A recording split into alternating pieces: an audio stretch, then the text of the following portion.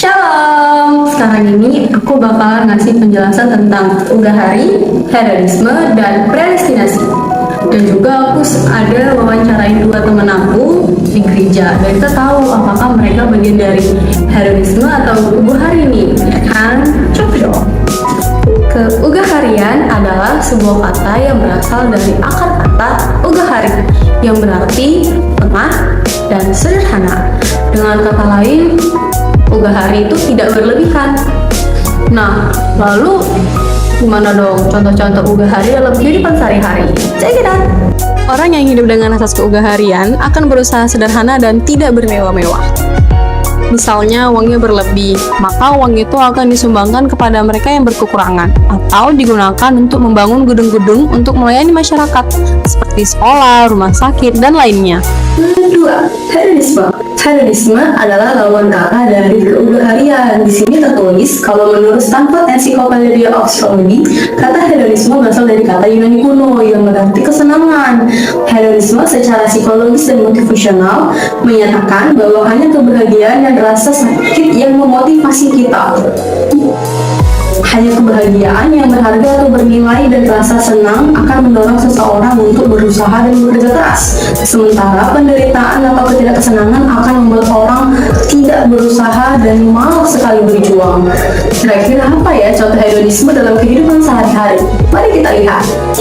Dengan pemahaman itu, maka banyak orang menganggap bahwa mengejar kebahagiaan adalah tujuan hidupnya.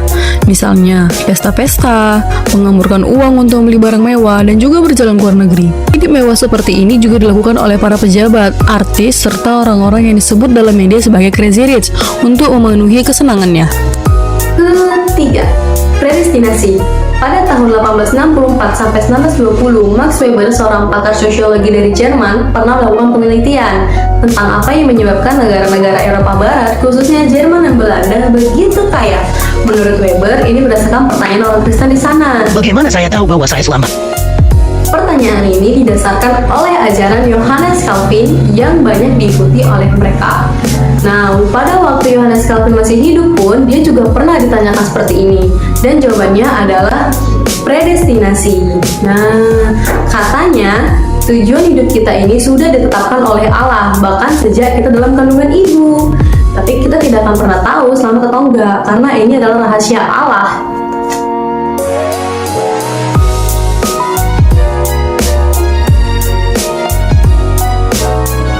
Saya Sanjung Natasha Boris Makara. Nama saya Feni Rizka Purba. Saya kelas 12 MIPA, kelas SMP 2.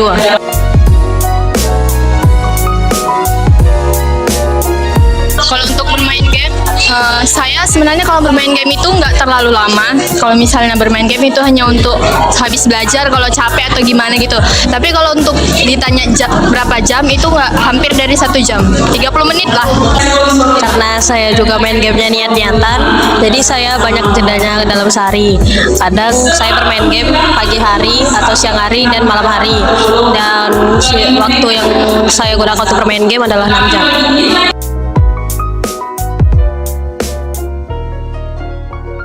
Untuk belajar itu 30 menit juga, nggak banyak-banyak ya. Biasanya tuh belajar hanya waktu ujian atau emang waktu senggang atau apa?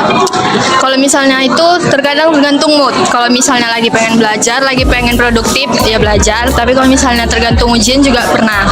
Tapi juga pernah pakai sistem keputus malam. Itu kalau misalnya belajarnya pas mau di ujian gitu. Oke. Kalau saya untuk belajar sih 3 jam sih, kadang 3 jam, kadang juga 2 jam.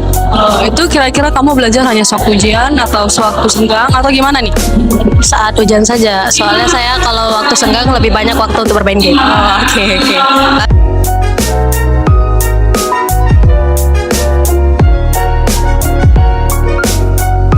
Iya, menurutku terlalu lama. Kenapa, Pak?